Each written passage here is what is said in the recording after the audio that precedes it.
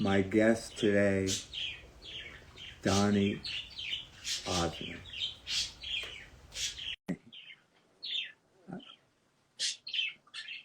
It always takes a few Oh, seconds. does it take a few seconds? Yes. So I'm supposed to. See, there you are, Donny. Hello, Sid. How are Hey, you, buddy? Donny, unbelievable. Thank you so much for coming on again because we only had 15 minutes and Instagram knocked you off. I wanted you to be on with Debbie Allen, and I apologize for that. It wasn't my fault, you know. I'll take the blame. Kelly is taking the blame. Yeah, it's all Kelly's fault. So I got to tell you something, Donnie, and I said it last week, and I have to repeat it again. With all my whole career doing live shows, I don't know, over 38 of them, doing television, making movies, my favorite, look, my hands are not, my fingers are not crossed. My favorite show was Donnie Marie, and I wish it was still on. We had a Let me blast. ask you this, Sid. Yeah. What makes you say that? Why would you say that? Why was it your favorite? Well, because I got to do the craziest stuff, and it worked. It worked, and it was just amazing. It was amazing. Everything, we did a what they call a pilot first, but it really wasn't. Fred Silverman knew it was going to be a series as we were shooting. Do you remember the song that we did? The first song. The first song? The first song. Do you remember it? No. That's the way. I like it. That's it. Okay. Now I'm going to test you. Do you remember the dialogue when I first came out on the ice? I think it was your idea to do the whole ice thing. Oh yeah, definitely, and I'll tell you why. Do you remember what the bit was? I think you fell. Or boy, you got a good memory. Almost. Yeah. Marie fell. Marie fell.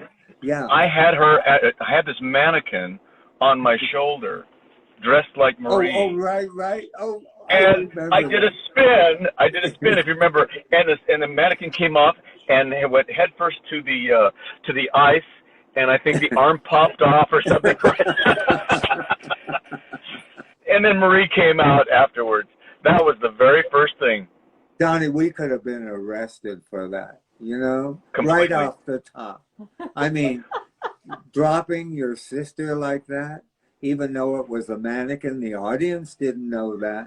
Right. Well, it set up the whole Donnie and Marie thing. Okay, the relationship of the sibling rivalry but it was just right. It was your idea. Well, it was Freddie Silverman sent it to you, and you said we've got to do this. And the boy and girl next door. Don't forget that. The new Boy and Girl Next Door. We did this show 1975, and we're talking about Mickey Rooney and Judy Garland. What was that in the 40s and the 50s, Right. So, wow, there was a big, wide period there. But I got to tell you something. Please let me tell the audience something about Donnie and Marie. At that point, we did a lot of children's television, and that was our first nighttime show. But what really blew me away, big time, was the two of you. Nobody in this business can lip sync as clean as Donnie and Marie. No. Well, that's the interesting thing about that. Shure microphones. The whole "I'm a little bit country, I'm a little bit rock and roll." Oh, that whole concert segment was called. Yeah. Well, we had these Shure microphones, and we put antennas on them. For the fidelity, we pre-recorded that whole segment, right? And I don't know if you know this, Sid, but we got a letter from Shure Microphones.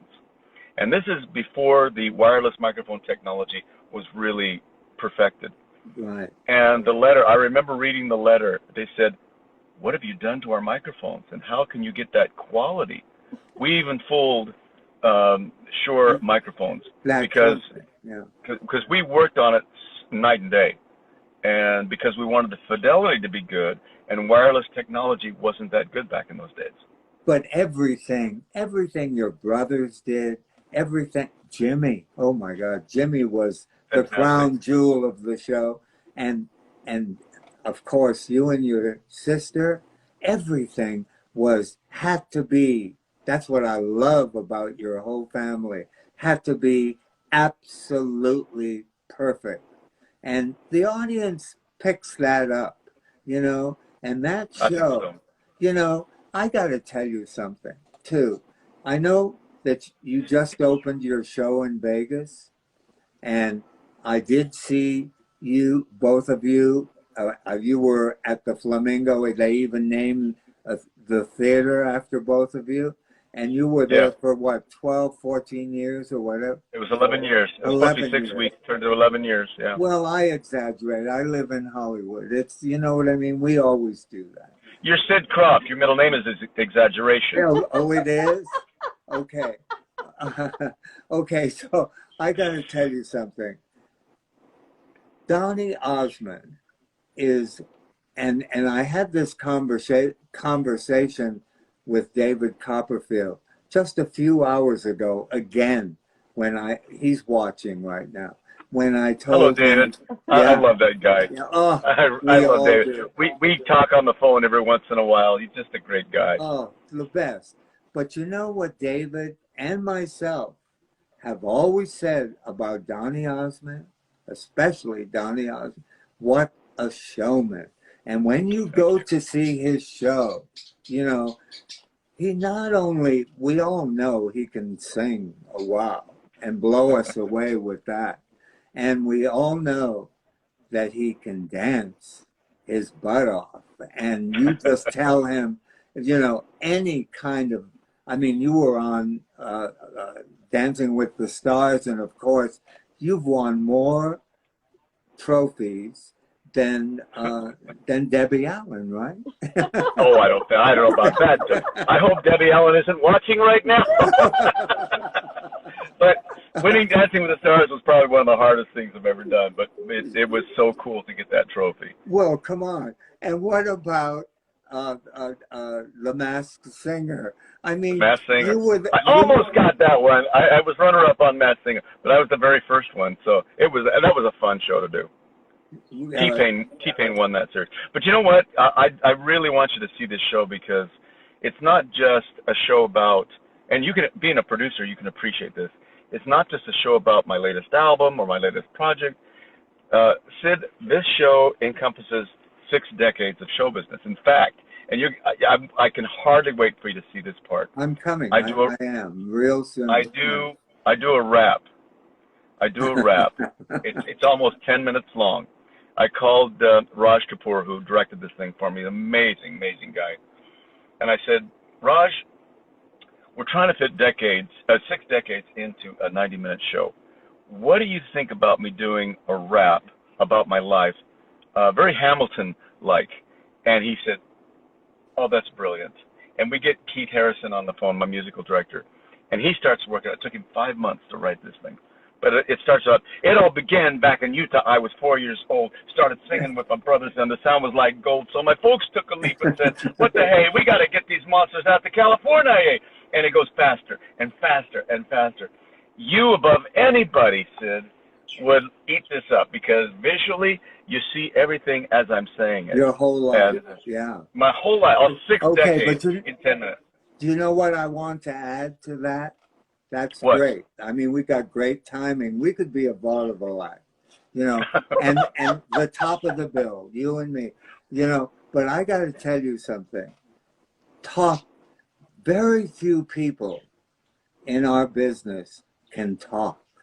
But when you talk, it's your heart, you have a heart. Your show, when I saw it in Vegas, even the Donnie Marie show, why did people just embrace that show for all those years, and why does it still live on after all those years? I'd like the audience out there to just name, how many shows can you name, even variety shows is what I'm talking about, that has been remembered all these years.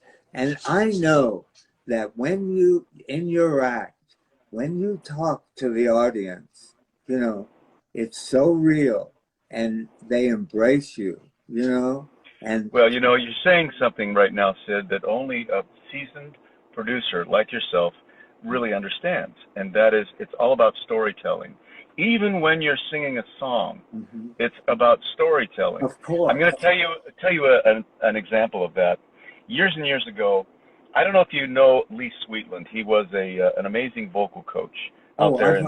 I've heard his name. I didn't know it. So I showed up at his house for a vocal lesson. This is just before I was going to go to Broadway and play a role. And I said, I need you to help me condition my voice to be able to take on this role. And so he hands me a piece of paper. And on it is a poem. It's a little story. He said, Donny, I want you to read that to me with feeling. So I said, okay. So I read this poem, and I put what I thought was enough feeling into it.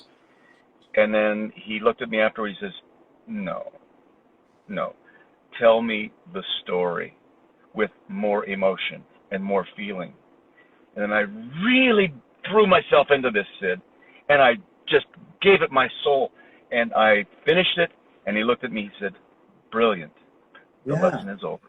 He said, the lesson's done. I said, wait a minute, Lee. We haven't sung anything. He said, that's singing 101. It's storytelling. It's all about the lyrics. It's all about the words. And then you just put notes to it. How much did he charge you for that? I can't remember. It wasn't enough because it was a lesson well learned, because it's all about storytelling, Sid, as you know. Of course. And before you set up a song, you taught me this. Before you set up a song, it's about the narrative. It's about the story. And once the audience knows the story, the song means more. Well, you're coming into their home. And when you come into someone's home, that's why sitcoms, you love the characters. They say the same thing week after week, but you don't even pay attention to that. You just love each character that you're tuning in. So when Donny Marie came on, everybody all over the world, because we were all over the world, almost. I don't know. Were we in Egypt? I don't know. Okay, so I don't know about Egypt. no, but I got to tell you something. Everybody, the kids, especially the kids, they wanted to be Marie. They wanted to be Donny. That's a very hard trick. And you know what I want to do right now, and I couldn't wait to talk to you about it, because we started a little bit about what a great showman you are. And, I still am. My puppet act that I did for 19 years and played with all those big stars, I wasn't a good puppeteer. I was a great showman. Whatever I did, on that stage, I didn't even speak. It was all music. Henry Mancini's arranger wrote my act, and orchestras used to wait for me to come back. It was such an important part of my act, was my music. I played the Hollywood Bowl with a puppet act, but it was the symphony orchestra that couldn't wait to play my act.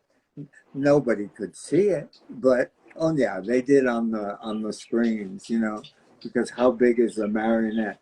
But I'll tell you what I want to touch, and it's been churning in my head for many, many years. I haven't told anybody this, and when you came on last week, I flashed on what I'm about to say, Okay. And I'd like to pull the curtain back. And the audience watching us right now, they're going to hear, because they ask me, just like they ask you, how did you get there? And how did this all happen? And where did you start? That's what they want to hear about, because they want to be part of that world too. They want to know the real story behind our success. So what I'm really getting to here, and forgive me for talking so much because you are my guest and you should be, telling us all the stories. Why have you frozen? Okay, you're back. Okay. Can you hear me? Yeah. I can hear you. Yes. Yeah. You can hear me. Yeah. Yeah. No, you froze for a moment. Yeah. Instagram. There we go. Don't start up with us. I mean, last week was enough. Okay. But what we give and what we create, I'm talking about you and me, and I'm not on an ego trip. We give product. We work hard to make product. We make sure that we never stop climbing a ladder, and we just build and build, and we work so hard on what we're doing, right? And then it comes to a point where we have to hire a salesman, yeah, we have an agent, we have a manager. The manager is usually the salesman, yeah. And so, my dad, when I closed in the Ringling Brothers Circus, and that was 1956, something like that, then I wanted to go further in show business. So I created my next act, bigger, great music, whatever. I'm just a kid, right? And my dad was a salesman. And he sold, when he first came to this country, he sold grandfather clocks. And he made $5. And he went house to house, and he put this beautiful grandfather clock, 6 feet tall, in your house. And he would come back for $1 a week, because the grandfather clock cost $75, and he could keep $5. $5, right? This beautiful, from Germany, handcrafted grandfather clock. Well, have And times then, changed? yeah, oh boy. What is it? Probably $20,000. Yeah. For a grandfather clock. Or does it even exist? Okay, so what I'm really getting to, Donnie, and I feel this is important because it shows everybody out there how we built that pyramid, and we're still building it. You never get to the top. That's why I have a tree house. I can't wait for you to come here. It's 30 feet in the eucalyptus tree, and, one step at a time, to get to the top. And that was the reason. Okay, and then I closed my act and did Le Poupée de Paris. Now I needed some help because I was the salesman, and Marty came and he joined me and he became the salesman. But it's great. But you got to give him great product, because we would have been 15, both of us, 15 minutes of fame if we didn't have what it takes for the audience, the warmth, everything, to grasp onto us. And so I wanted to talk to you about that. And I think I've said enough, and for the audience to understand that we work really, really hard, and we get paid, for it. We can't believe it, but we get paid for it. Well, you're talking about, Sid, you're talking about the ebb and flow of a show, and you get it. I mean, you've done it all your life. Yeah. And what I created here in Vegas, there's a segment that let me back up. it's about the heart and soul Heart. of a Love show. it. Yeah. Okay? It's the heart and soul of a show, and it's the journey that you take people on. There's a segment about halfway in the show where I shut the production down, and I put all 65 albums that I've done on the screen, and people can pick any song they want from any album, and I'll do it. Any song I've ever recorded. It's taken a lot of work to get to that point. But usually before I sing it, I set it up with a story that has heart and soul. So it means more. I don't want to repeat myself what I said earlier, but you're talking about taking people on a journey, not just entertainment. And what you said a second ago is that the quality of the music, the quality of the entertainment, you care about because you want people to walk away feeling better for being there for that last 90 minutes or so. That's what show business is all about. Not just hit them with sound and lights and everything. People don't walk out humming the lights. No. They hum the melody. You know, and it's the memory of it. I'll give you an example. I won't tell you the show or anything, but I was romanced. I can't remember how many years ago now. 20 years ago or so. This company here in Vegas wanted me to do a show. It was a big production show, and I flew and I watched it, and it was just like eye candy for days, but there was no heart and soul to it. So I said, no, I can't. So they retooled the show, and I came back in and watched it. I said, will you do it now? There was no heart and soul to the show, just a bunch of eye candy. I said, I'm sorry, I can't do it. 3 times, because they missed the mark of the heart and soul of a show. But you see, that's what you give. That's what I'm trying to tell everybody. You got to go to Vegas and see Donny Osmond because, you know, there are a lot of big candy shows there, you know, and it's great, you know, acrobats and all. I love it. I mean, the variety we have here in Vegas is unbelievable. Yeah. Vegas has never been in a better place, in my opinion. Of course, you know, and it's got a huge variety of different kinds of shows. But if you want to leave, and I told you this on the phone, I've had friends already saw your show before you opened it officially and after you saw it. And they said, you want to go see a real show? You want to go see show business? That's where you got to go. You know, it's fine to go see all those other shows, but it doesn't leave you with, wow, that was worth my trip. You know, that's really, no, it's not a compliment. I didn't see it yet. They told me this. Okay. And you know. Thanks for the compliment. The check's in the mail. That's right. Let me ask you something. Donny, what was the first audition you did because we both started as little kids, you know. Well, it was Andy Williams, and my brothers had made an appearance on the show, and the male response was amazing. And Andy said, "Is there anybody else at home?" And he said, "Well, we got a little brother named Donny." And so I came in and I auditioned "You Are My Sunshine." And he said, "You got to do this on the show." So it was Andy. There were several auditions. I remember auditioning for Gene Kelly. And wow. He asked me to come in and as a audition little for a part. kid. A little kid. I was 8 or 9 or something like that. I didn't get the part because I didn't know how to do Shuffle Off the Buffalo very well at the time. So I didn't get, but that was kind of a cool audition.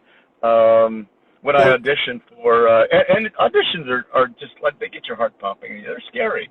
Oh, and when I auditioned for Joseph and the Amazing Technicolor Dreamcoat, talk about a story.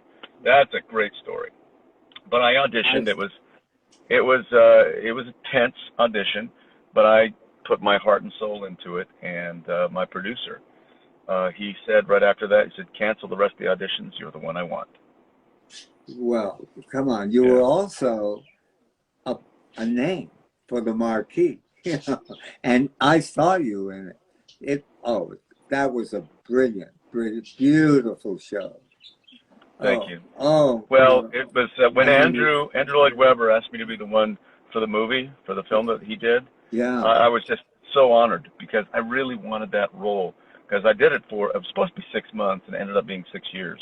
And at the end of the 6 years, Andrew said, I want you to be the one in the film, which was truly an honor. Oh, wow. Wow. Yes. Yes. Okay. So, the ice skate. Can I ask you a couple questions? I've been meaning to ask you. I touched upon it last week, but there were some skits that we did on the Donny Emery show, particularly the first season, that they have to be your idea. We started, and I used this clip in my show in Vegas. We hate soup, and we're stirring. Was that your idea? Well, of course. The soup, my goodness! The soup, the bathtub, all the crazy. No, you got thrown into a pie. You know, I just wanted to just throw you around, both of you. And the audience loved it. Why are we? Wish for me. You're frozen again. You're frozen. How do we do that? That'll just come out, Kelly? Yeah. It will? Yes. We're frozen. Can you hear me, though? Wherever he is, he's frozen. Yes, Yeah, we can hear you. hear you, but you're totally frozen. It's a good part for the next movie. No. Okay, I'll just keep, you know me, I'll just keep talking. Yeah. What happened? Why? Oh no, you're good. You're good. It's probably where you were parked or something. Yeah. Now? Where are you? I'm in Las Vegas. No. You're like a robot. You are a robot now. You've played so many parts. No. Okay, I'll just keep talking. You know, I work with Case Thompson and the Williams brothers. That's where Andy Williams came from. They were the backup for Case Thompson. Wow, we lost him. That's okay. Totally. That's okay. Will It's he where come? he's at. Yeah, no, it's fine. What do you mean? Will he come back? I'm going to ask him to come back, yeah. Okay. Oh, show business is so tough. I was going to tell him my story on my first audition. Maybe I'll just tell it. And while you're working on him coming back, are people seeing me? Yeah, they can see you. Yeah. There we Oh go. my God! There Are you we back? are. Yeah. Oh no, you're going out again. That's okay. Sorry about that. Put a robot. We can put a robot on. What is that? That is so bizarre. Okay. We make our audience suffer. That's what we do every week. You know? And I got to tell you, I'm going to go down in history for that. That's okay. You know, we're in the Los Angeles Times today. They gave us a full page and the headline, and we were supposed to be on the front cover, but a little band got the spot called the Rolling Stones, Mick Jagger and the Rolling Stones. Do you think they'll ever make it? I don't know. You have to wear